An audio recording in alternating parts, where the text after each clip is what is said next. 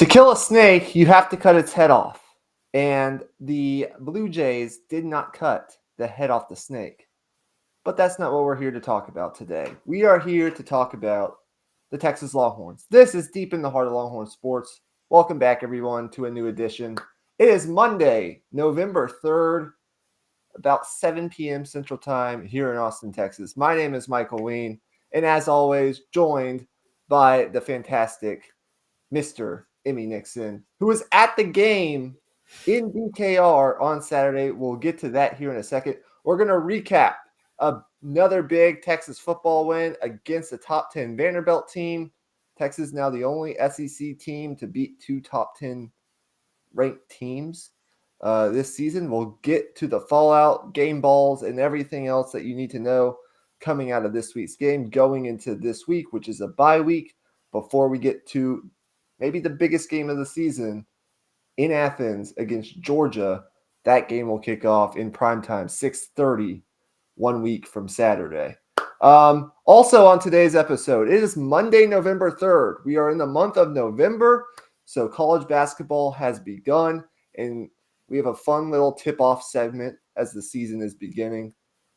We are ranking the best young coaches in college basketball. And if you're asking what a young coach is in college basketball, we are defining it as a coach under the age of 50 years old, because there are a lot of older coaches in college basketball, but there are some new great young faces that have kind of re-energized the game here the past couple of years, which you'll be getting to see over the next decade plus. If you are a big college basketball fan. So we will talk about that. And then at the end, Sean Miller is on the recruiting trail. He is recruiting big-time players at the high school level. There might be more to come here pretty soon. But Texas basketball tips off their season tomorrow. A new era for Texas basketball, the fourth coach in the last 6 seasons. Sean Miller will get it started tomorrow in Charlotte against the top 10 Duke squad. We'll see what that looks like tomorrow night. All right, before we get into everything, guys, make sure you like and subscribe. I know about 3/4 of our viewers aren't subscribed, and so, again, it doesn't cost you anything at all. It doesn't cost you any money, barely cost you any time. All you got to do is click a button, and it helps us, just the overall algorithm on YouTube, so make sure you subscribe, but also if you want to click the thumbs up button, that would help as well.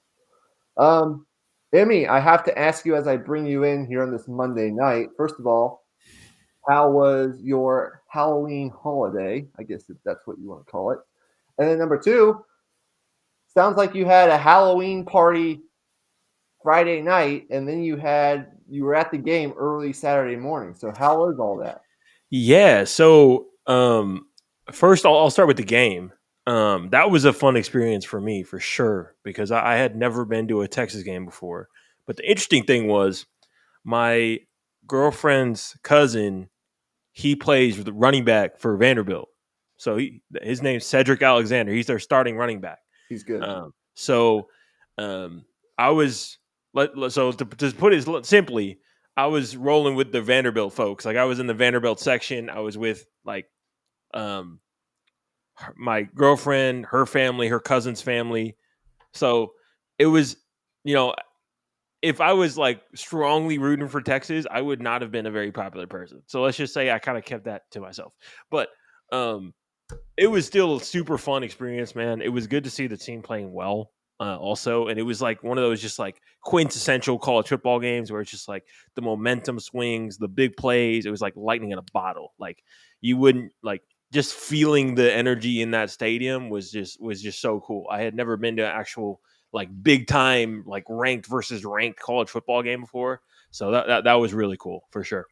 How on a scale of 1 to 10, how would you rate the overall environment in DKR on Saturday? Because I know 11 a.m. games sometimes, especially in DKR, although things have changed, the program is back on a national stage.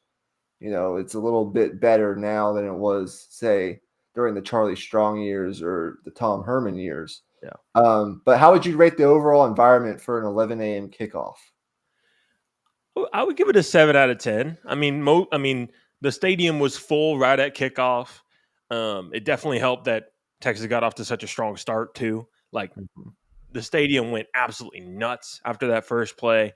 Um, and then of course, come fourth quarter, when Vanderbilt was making that big charge, the stadium got real loud as well, for that, for just trying to kill that momentum a little bit. But yeah, I mean, I think the environment overall was really good. Okay, awesome. Well, let's get into the game. The nuts Let's and go. bolts of it. Overall, number 20 Texas, now on a 4-game win streak.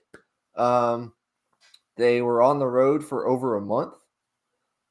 It was their first game in DKR in 42 days when they stepped foot on the field on Saturday, and it was against a very formidable playoff caliber Vanderbilt team who had not been thoroughly dominated the way that they had been the first 3 quarters of that game.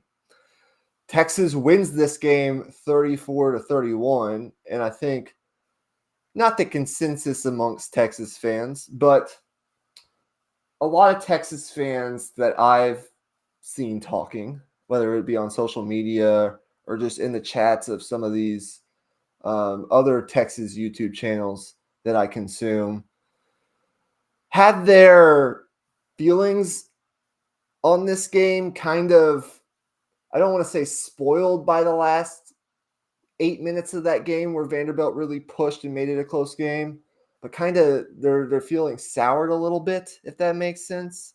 The more optimistic fan, based on what I've seen this season, like to focus on all the positives that happened the first 50, 45, 50 minutes of this game, the first 3 quarters or so. I guess, Emmy, big picture wise, where does your mind go coming out of this? I I mean, it's overwhelmingly positive for sure. For one, like the team came out with a urgency that we have not seen in quite a while. Like the urgency early on, like the yards after contact, not just the yak yards. Everybody was talking about the yak. That was a big thing as well. But the just yards after contact, like just making dudes miss, like running through arm tackles, playing with a level of aggression and just like I said, urgency. It hasn't been there. And to be fair, it's hard to find your footing as an offense when you're struggling and you're having to play a road game after road game after road game. So I think having like getting home and playing a home game, I think it just really helped this offense kind of settle in a little bit, kind of feeding off of the momentum they built in the second half of that Mississippi State game. Because that was definitely there. That definitely felt like that was something they really built from. In particular, especially early on in that game, giving Arch some screens, some manufactured touches to these wide receivers, and a lot of those screens they had the option to be a run play if Arch saw a look that he liked, and it was based on the numbers, and Arch was making the right read, and he was they were executing at a high level, which is all you really want as a Texas fan right now. So and then the fourth quarter part of it, I'm right with you. I'm not going to let that sour my view as a fan. For me, it was cool being in the Vanderbilt section, because I could kind of see both sides of it. Like if you're a Vanderbilt fan, obviously, like okay, like you missed a field goal, you very nearly got that onside kick, and then you're like also like if you don't give up that big play early on in a game, it might be a different game, right? But from a Texas perspective, it's just like I mean that's a very you know well coached Vanderbilt team that you whooped very soundly the first 3 quarters. I think it was inevitable that they were gonna put up a fight in that fourth quarter. I think that's just the heart of that team. That's just how they are. So I can forgive that, especially given the injuries that had happened in the secondary. Only 2 complaints I would have from the last 8 minutes of that game where Vanderbilt outscored Texas. I think it was 21-0 to get back in the game. Yeah.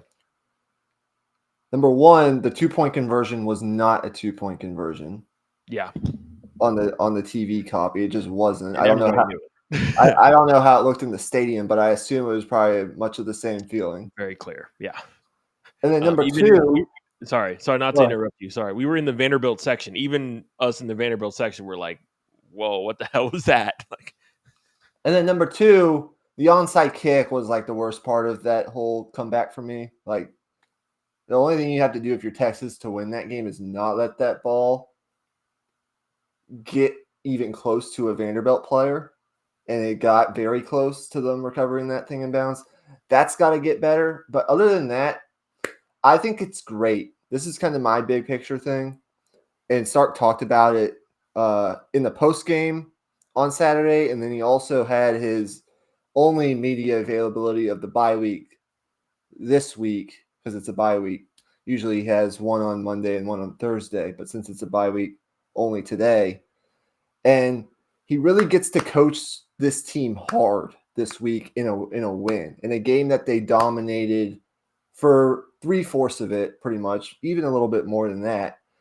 But he really gets to kind of drill into the team in some of those situational football situations. The only thing you can't do in a situation where you're trying not to let a team back in the game is miss a field goal and then let their NFL first, second round pick tight end get loose down the sideline for a broken play and create an easy touchdown. Like that's the last thing you want to do. I think Sark and this coaching staff will really feel good about, even though they played one of their best games of the season overall, and they won this game wire to wire, and they dominated for much of it. They're gonna get to kind of drill down into some of the situational breakdowns that happened in the fourth quarter really hard in a very like reinforcing way, not out of a loss, but out of a win. I think that's very good for this team. And I think the comeback, when you look at it moving forward, if they had won that game 34-10 or 41-16, whatever the score might have been, I would have worried a little bit about this team getting a little bit overconfident. I think that's part of what happened the week after Oklahoma going into that Kentucky game. They got a little bit. They heard all the noise about, well, is Texas back? They beat a top 10 Oklahoma team, and I think even in wins, this is why Nick Saban was so successful. He really pounded his team hard, even when they were up like 42 to. He really like coached his team hard, even when they were up like 49-10 in the fourth quarter. yeah, And so I think that's good for a young team. I don't know if some of the older teams that Texas has had under Sark allow that comeback to happen. Maybe not at the same like caliber. I don't know if you have. And look, it's important to mention the injuries too. Like they did not. Jelani McDonald left early in that game. They didn't have either starting safety, and I think that showed for much Manny of that Muhammad game. got banged up as well. Manny Muhammad got banged up, but it'll be a learning experience for this team, and I think they'll be better for it in Athens. If they're up in the fourth quarter in Athens, I think this will serve as kind of a learning experience for them. But overall, you have to feel very good. Dominating a top 10 Vanderbilt squad like that for 3 quarters was very impressive. And getting out to the start that they got out to was really impressive too. So let's dive a How little they bit. started both halves even. Like Yep. if you remember, Texas was up 24-10. Vanderbilt had just scored to close the first half and cut that lead, and we're getting the ball back to start the second half. They go 3 and out, then Texas scores. So that was a really big moment in the game for me, and that was probably one of the most positive things that like I've seen out of this team all year. Like to open that second half with that, like I think that may have won them the game right there. Like opening up that lead further was so huge to open up that second half. That's what Sark and all of these coaches talk about all the time is winning the middle 8. You win the last 4 minutes of the second quarter and then the first 4 minutes of the third quarter. And if you can do that consistently, you put yourself in very good position most of the time to win a lot of football games. And that was great. Game balls. Let's get out some game balls, some standout performances. Yeah. Now that we're through the kind of the big picture stuff. I think first game ball, Arch Manning. I think it's fair enough to say like this was by far his best performance. And to me, like watching it in person too, like sure there's things you can nitpick, but like that wasn't like that was never the focus. Like there was never a moment where he was just flat out missing a throw. It was always, getting the ball out on time and always like being decisive, which is what you want to see out of Arch Manning. Like that's ultimately the most positive thing you could want to see from Arch Manning. So really, really good stuff from him. And I mean, what was it? 3 touchdowns, 300 something yards. I mean, it was a clean football game. Outside of maybe, I mean, you could maybe say that that throw to Parker Livingstone in the middle of the field was a dangerous throw, but like even then, that hit him in the hands. It would have been a hell of a catch if he made it, but it was on time. It was on target. So you can't ask for much more from Arch Manning. Yeah, Arch, the last 2 games against Power 4 competition, the last 8 quarters he's played, he's completing 68% of his passes for almost 700 yards, 6 touchdowns, and 1 pick. And he's got 2 SEC wins, 1 on the road and 1 at home. That's his last 8 quarters of football. And this game was coming off of a concussion. He was really wound up, very energetic pregame. It really came through like on the TV copy. I know you were at the game, so I don't know how it seemed from your vantage point, but like game day, about 45 minutes away from kickoff, they did an on-field interview with Sark. And they were showing Arch warming up, and he was very like energetic and just looked excited to play. Looked Yeah, he excited was that he was dancing back. and all that kind of stuff. He like I And saw him overthrow a couple people in warmups. Like he was and, amped for sure. and that matters. Like Yeah. obviously you don't want to be too amped, but in a big game like that, you want your quarterback to exude the confidence across the entire team. And he had his best performance. Like that's the Arch Manning that the past 2 games, I'll say because the first half against Mississippi State was still kind of shaky in spots. The past 6 quarters, the second half of the Mississippi State game and this game against Vanderbilt, that's the Arch Manning that Texas fans and the entire nation was excited about coming in. Getting the ball out on time, most of the time accurately. Sark helping him by scheming open his first and second reads, making it easier on him. Hitting the short to intermediate stuff across the middle to Mosley and Jack Injuries and Parker Livingstone. And one of the things I think Arch really excels at is when he can hit his back foot and throw outside the numbers. He hit a couple like long outside the numbers to the opposite field, to like Parker Livingstone. I think one to Dalen McCutcheon, if I'm remembering correctly. When he can set his back foot and he sees a guy open, he can rip it if his feet are under him and he's mechanically sound. I was really impressed with Arch, and the thing that we didn't see much of in this game, partly because I think he's coming off of a concussion, is him taking off. It was either catch the snap, I get it to my guy on a quick, easy read, like a screen pass, or there's someone open for a check down, or I'm ripping this ball even if it's not going to be caught. He just played with a lot more confidence. And I think part of the reason he was able to do that is because this would be my second game ball. The offensive line, I think, had its best game of the season. Yes. I think Texas found something. First of all, Cole Hudson comes back in this game after missing the last couple games. They move him to left guard, which has been the most problemsome area on the entire offensive line for Texas so far. Like they tried Nick Brooks there, they tried Neto there, they tried everybody. Everybody there. Connor Stroh. Like the options were kind of running out. They were kind of desperate at that position. They move an experienced player in Cole Hudson to left guard, and they get Connor Robertson in at center, who played last week, who played very well at Mississippi State last week at center. And that five, I think right now for Texas, it's all about getting the best five players that you can find on the field, the best combination of five players on the field. That five of Brandon Baker, DJ Campbell, Connor Robertson, Cole Hudson, and Trevor Gooseby, that five played very well in this game. They barely, I don't know if Arch was touched much the entire game. And that really helped the functionality of this offense. In the first half of the game, Texas didn't have a single negative play on offense. Not a penalty, not a tackle for loss, not a sack.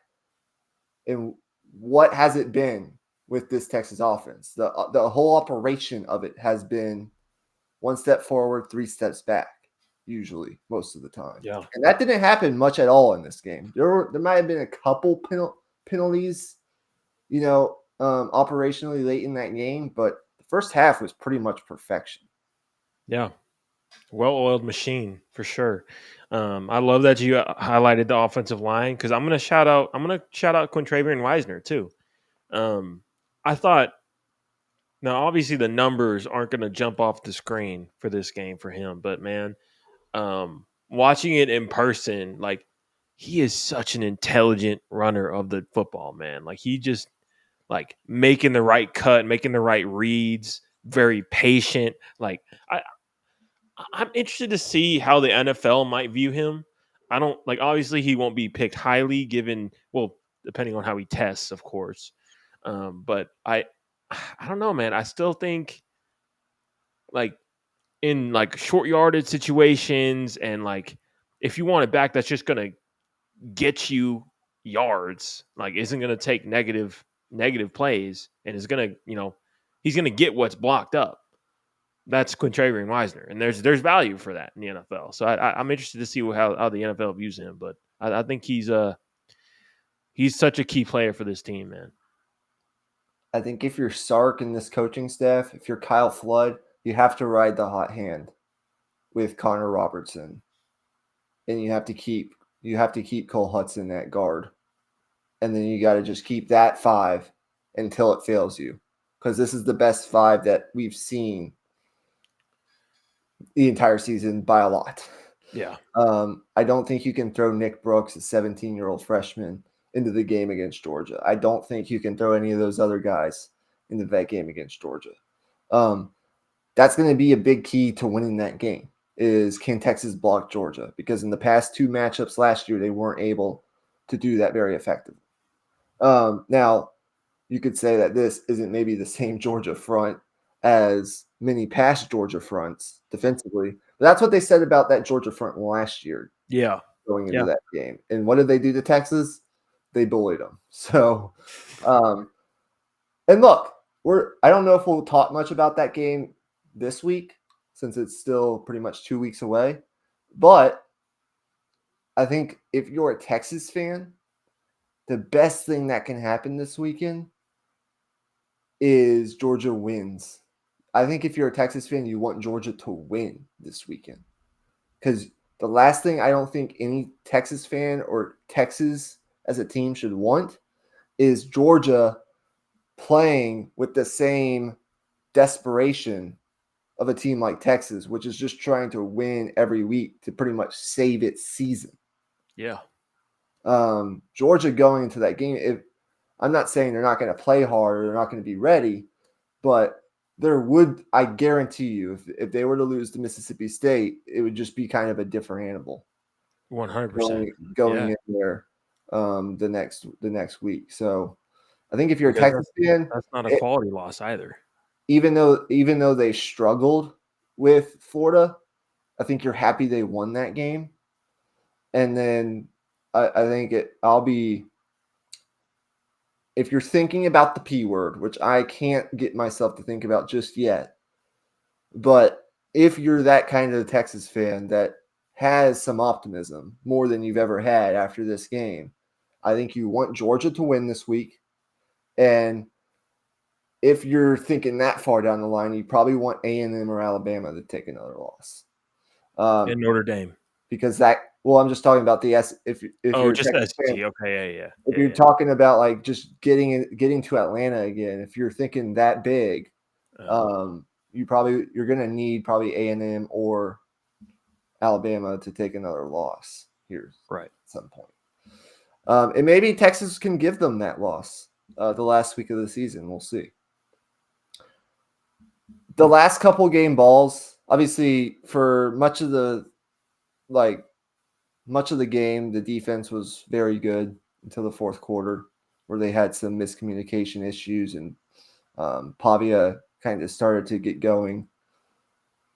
The best two players on the football field, period, the first 3 quarters of the game were Colin Simmons and Anthony Hill. Yep. That's just flat out simple, point blank, period. I think the Texas team overall speed and athleticism of that defensive front really was able to punish Vanderbilt in a way that I'm not sure they've seen this season. Outside of maybe Alabama. Like the kind of athletes Texas has, similar to the kind of athletes Alabama has. And that's a Vanderbilt offensive line that has not been beat up much at all this year. Yeah, they've been really good. And Colin Simmons and Anthony Hill just did not give a fuck. And shout out Ethan Berg too. Yeah, everybody. Yeah. Trey Moore made some key plays. Brad Spence made a couple key plays, especially in the run game. But the two players playing at the highest level on the entire football field Saturday were Anthony Hill and Colin Simmons. Colin Simmons is playing at, since SEC play started, he is legitimately playing at an all-time great level. When you compare his stretch here of about 5 games, it rivals any other 5-game stretch of any other famous Texas edge rusher in school history. You want to talk about Brian Arakpo. You want to talk about some of the greats. 6.5 sacks in the last 4 weeks. It's just ridiculous, man. Like, he got off to that slow start. He absolutely wrecked that game early. He was all over the place. And then Anthony Hill, I think he had another sack in this game. He was all over the place, making tackles for loss. Those two guys, like, Anthony Hill's probably gone after this year, but guys, I know Texas is recruiting at a very high level, and I love what the future has in store for a guy like Lance Jackson and all these other special edge players that they're recruiting. A guy like Richard Wesley, who's coming in this upcoming recruiting class. For Barnes too. But Colin Simmons is a different breed. Yeah. You will not find another Colin Simmons. He is Von Miller-esque, the way that Von Miller was at A&M. He's that good. Yeah, I could see him being a top 3 pick in the draft when it comes this time. And also, that 2027 draft, I think it is, that draft is going to be absolutely nuts. Because nutty. If you look at it, you got Jeremiah Smith, you got all those quarterbacks, potentially Arch if he continues to play like this. That draft is going to be nuts. Yeah. So Colin Simmons and Anthony Hill both playing at, like, since SEC play started, All-American levels, as we probably expected. But, like, they started kind of slow, and now they've fully turned it on. Ethan Burke was, again, for the second straight week, very impactful. He deserves a lot of credit for that. Who else on that defense made plays? Um, there were a lot of contributors defensively. In fact, I'll give a freshman a shout out. Cade Phillips saw a Yeah. lot of snaps on Saturday, and Yeah. he didn't allow a catch. He's been pretty good. So like, it hasn't been the same quite without Taff, and definitely not without McDonald. They need those guys back for Georgia, for sure. But I think if you told me middle of last week that Texas was going to win this game, much less dominate it for 3+ quarters, and they were likely going to be without either Arch or Taff or maybe both, I would have signed up for it right then and there, no matter what the margin of victory was going to be. Yeah. And so, I guess injury updates, because that's another storyline of this game. It felt like there were players dropping like flies at one point in that game, Yeah. especially offensively. Um, it was kind of weird, the Ryan Wingo thing. Like he gets another screen pass, he takes it for like 15 yards up the sideline, He and he immediately comes grabs off. it. Oh, yeah. Yeah, he got something happened to his thumb. I don't know if it was like a dislocation or jammed it or whatever, but in the post game, I was worried that it may be the same situation as the Michael Taft thing, um, which required surgery and him to miss, the last 2 games. Luckily, I don't think that's going to be the case after everything that I've heard. Sark said he doesn't think that he'll miss any games. Probably lucky that Texas has a bye this week. He did say in an emergency situation, Wingo probably could have come back in, which is good. So there's that. And then on the Jelani McDonald front, the update that I have is that he's in concussion protocol.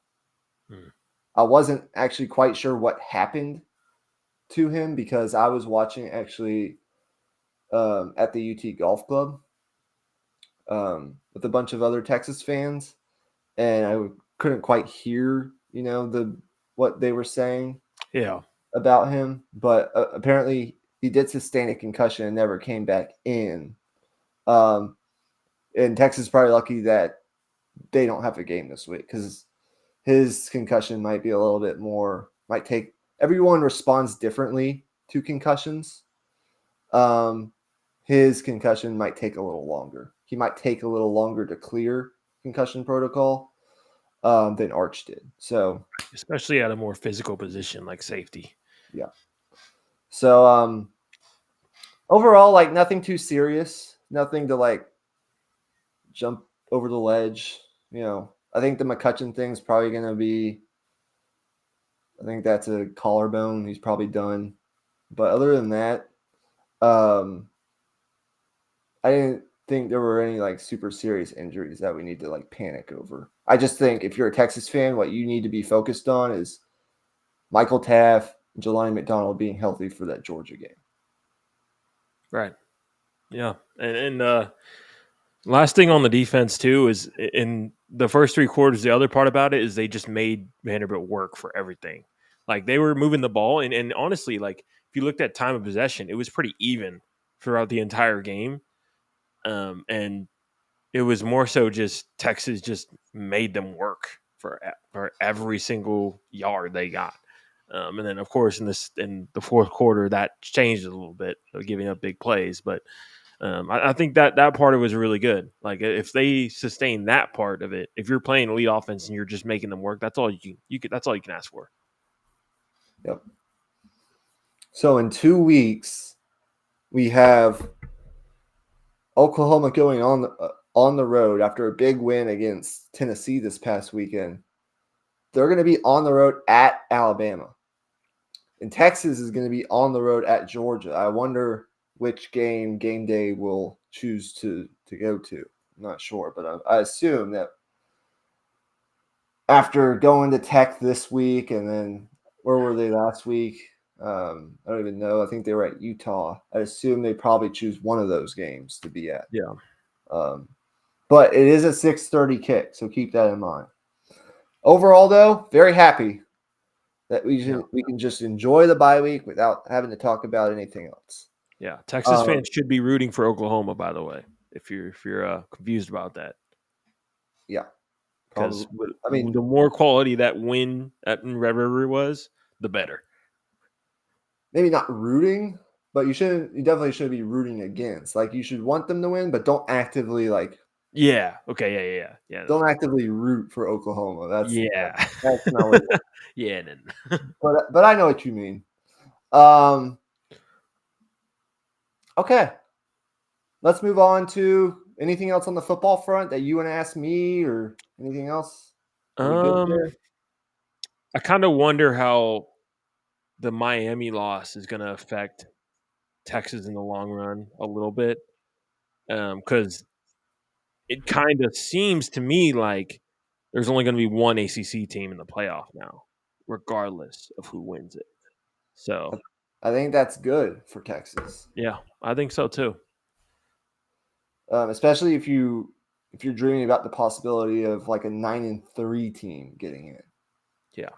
Could Texas get in as a 9-3 team with wins over, say, a top 5 A&M team, a top 15 Vanderbilt team, and a top 15 Oklahoma team? Maybe.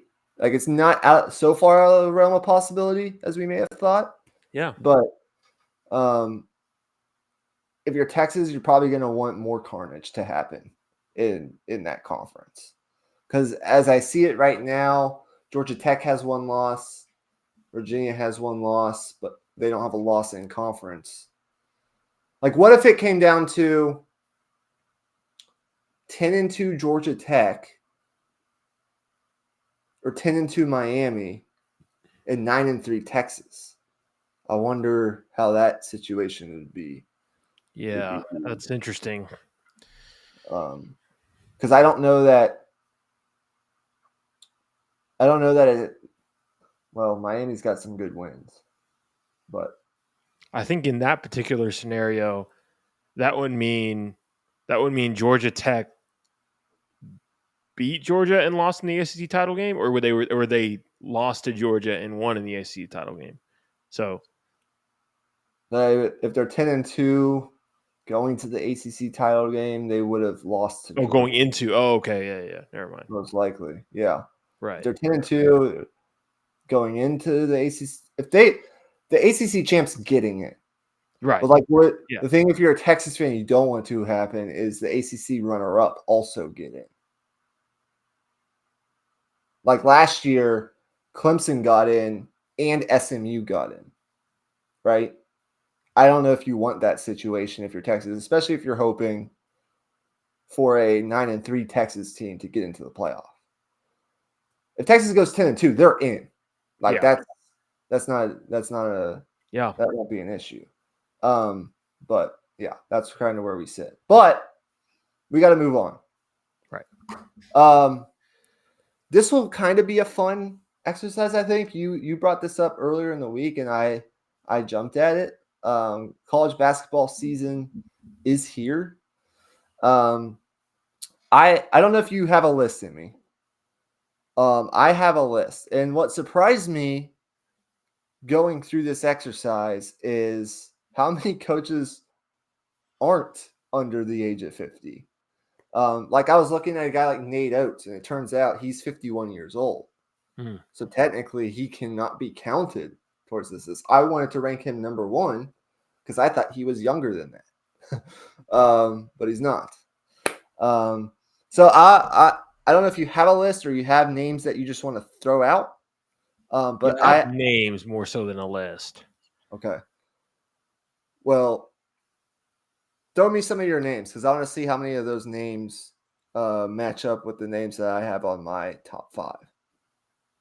Yeah. So John Shire at Duke, that's an obvious one. Todd Golden at Florida, national championship coach. Dusty May at Michigan, those are the main three that come to mind for me. And then there's some other dudes at like mid majors that are pretty interesting, like um, the coach at Loyola Chicago. I think he's like 34 or 35 years old, if I remember correctly. I think something Valentine. I can't remember his first name. But yeah, those are the four that come to mind most for me. Yeah, you nailed my top three. Not in the exact order that I have them listed, but you know my top three. And look, it's hard to like rank them in order, but based on recency bias, I would go the guy with the championship is Todd Golden. That matters, and Right. so he comes crashing into my list at number one. Brings Florida a national championship. He's 40 years old, the youngest guy I think on this list. Third season with the program, national title. That's awesome.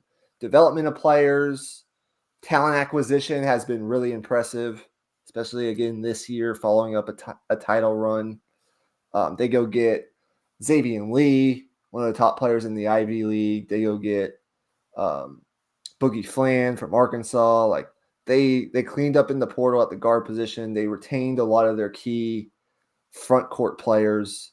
The talent acquisition, the overall scheming offensively, the development of players through 3 years, and then cutting down the nets in April. All of that factors in here. We'll see how Florida follows it up, but like he comes in at number one. Number two for me is Dusty May. I think he has a team at Michigan that could challenge Purdue for the Big Ten title this year. And it's clear that he was the right guy for Michigan. A Michigan program that was looking to find their next guy, that kind of struggled through the Jawan Howard years after his firing. They were kind of in some turmoil per se on the basketball side of things. Um, but it looks clear to me that they were meant for each other. Dusty May and Michigan. First year, Sweet 16, big bounce back after kind of a 2-year period where you were kind of unsure what the future held for Michigan basketball, and they've got a couple NBA level dudes on that team this year. So if you ever get a chance to watch Michigan, uh, and plus Dusty May, like the thing he has over everyone on this list is that he's done more with less. He took FAU to the Final Four, and so that's very impressive. So that's why he's ahead of John Shire for me. John Shire's at number 3. He's probably going to climb this list pretty fast with like the resources and the recruiting at Duke, which is just absolutely insane. He might have a generational talent pretty much every year, the way Duke is recruiting. Last year it was Cooper Flagg. This year it's Cam Boozer. But NCAA tournament results in 3 consecutive years, a Final Four appearance, and he's the best recruiter on this list. The talent acquisition is absolutely insane. We'll see what he does with younger teams. They didn't really attack the portal all that much this year, but the expectation is Final Four bust at Duke, and he got to the Final Four last year. That was very impressive, and he was in the Elite Eight the year before that. So he's on my list. And then this is kind of where it gets interesting. Tommy Lloyd at Arizona is a guy I thought about, but he's 50. If we were doing 50 and younger, he would be on this easily, but Yeah. we're doing under 50. Guess what, guys? Texas Tech has things rolling, not only on the football field, but on the basketball court too. They've had it on the They've had success on the basketball court way before Grant McCaslin was hired, but like he's been awesome for them ever since taking over that program. Um, he's got the Red Raiders in the national spotlight. They have a team this year that can win the Big 12 for sure with JT Toppin back. Might be one of the best players in America this year. Um, he got them to the Elite Eight in his second year. The vibes are really high in Lubbock across the board.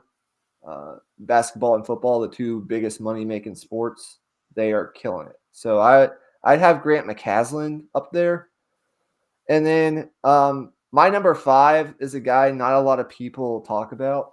It's a guy that I think could really kill it as an NBA coach too, if you wanted to. TJ Otzelberger at Iowa State. Um, he's barely under 50, but he's killed it at Iowa State. They've been a program like knocking on the door of potentially having a breakthrough here pretty soon. It only feels like a matter of time until Iowa State finds themselves in the Final Four. Um, one Sweet 16 appearance. Um, sorry, I'm looking at the wrong coach. 5 NCAA tournament wins since he took over in 2022. And he's reached the second weekend twice. So 3 years, he's been to the second weekend 2 of the 3 years, and he's got 5 NCAA tournament wins in 3 years at Iowa State. In what I would call the second best conference in college basketball in the Big 12. He's got an elite defense. He's really an elite mind on one side of the ball. And he keeps finding talent and developing it. So like that's my list, a pretty deep list if you ask me, because you think about the best coaches in the land right now. You've got Dan Hurley, you've got Kelvin Sampson, you've got Bill Self, you've got like all of these legends are a little bit on the older side, and there's nothing wrong with that. But I think what some college basketball fans fail to realize as some of these legends retire is we've got potentially future legends now in the coaching game. So I thought this was a pretty fun little exercise that we could fit in here on the back half of tonight's show as the season tips off. Anything that you want to add to that, Emmy?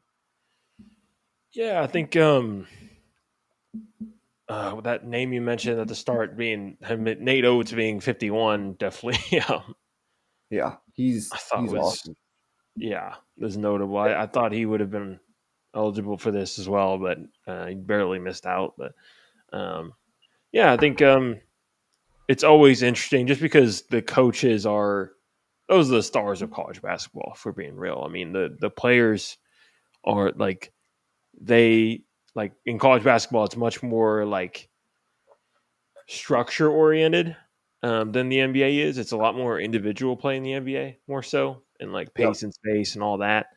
So it's the coaches that kind of make the difference a lot of the times. So Mm-hmm. Absolutely. Um, Fun exercise. You have a lot of guys in their 50s, like Dan Hurley, he's 52. Nate Oates, he's 51. Um, but I'm telling you, man, I put it this way: if you can hire, if you're starting a program and you can hire one coach, you get whoever you want from a Power Four school. Okay, you get or for that matter from any school. Let's just say any school. But you can't hire anyone who's retired. You can't hire like a Jay Wright or someone like that. You can't hire Coach K. But if you can hire anybody right now in college basketball to coach your program, Emmy, who are you hiring? oh, um, I've always liked Dusty May a lot. Okay. But it's hard to not pick John Shire given his recruiting track record. And I like his coaching style as well. Kind of as like the Coach K predecessor. But I think it's got to be either John Shire or Dusty May for me. Nothing against Todd Golden. I don't really know as much about him, if I'm being honest. Yeah, for me it'd probably be Nate Oates. But you can't go wrong with John Shire. You can't go wrong with um, Dusty May. Um, and it's probably like if you're starting a program, you probably want to go on the younger side. So that's probably why you don't I mean, if I could get Dan Hurley, I'd love to get Dan Hurley based on his track record. But like, yeah, it'd be on the younger side. Nothing against the older coaches, but it'd definitely be on the younger side. And when you think about a guy like Nate Oates, he's taken Bama to the Final Four. He's won multiple SEC regular season titles. He's won multiple SEC tournament titles too. Um, he's been to the second weekend a bunch. Hasn't won a championship yet, but I think that might be coming here pretty soon. As long as Bama can kind of restock their roster. Yeah, we'll definitely have more coaching conversation throughout the week, or not throughout the week. we will have coaching conversation both on the basketball side and on the football side throughout the next couple weeks, months, however, whatever time frame you want to put on that. Emmy, I know you have plans. I think you got to get to a movie, correct? Yeah, I'm going to see Frankenstein tonight. That should be interesting. Should. So we'll wrap this up here in the next like 2 or 3 minutes. We'll go a little bit shorter tonight. What I will say is give me like we can use this as kind of like a parting shot. Give me I don't know if you're going to be watching it or not, but give me one thing you want to see tomorrow in the Texas Duke basketball opener from either side. It really doesn't matter. I want to see Texas hold its own in the paint. For one, I think that's my main, I think, thing that I expect to be upgraded the most is Texas rebounding the ball or being able to rebound the ball rather. So I want to see them hold their own against Duke's bigs. Yeah, wouldn't that be awesome? If they could hold their own and really like Matas Vujicic and Lucina Traore, those guys dominate the boards against Cam Boozer and company. I just want to see Texas put up a good fight in that game. And I want to see them make some perimeter shots too. I want to see how guys like Kendall Weaver and Simeon Wilcher and Traymon Mark are able to hold up on the perimeter against Duke's size and length on the perimeter. How easily can Texas generate offense is one of my biggest questions. I want to see that. And then if you're Texas, I wonder what their strategy is going to be against Cam Boozer, not letting him totally wreck the entire game, which he's very capable of. I don't know if you've seen the numbers he's put up in the exhibitions, but they've been off the charts. Anthony Davis, 2000. What year was that? 2000. That Kentucky team, 2012, I think it Yeah, was. that sounds right. I think he was 2013 drafts. Yeah, 2012 Kentucky team that didn't lose until like the last game of the season, I think it was. Yeah. He's putting up those kinds of numbers. We'll probably have next episode.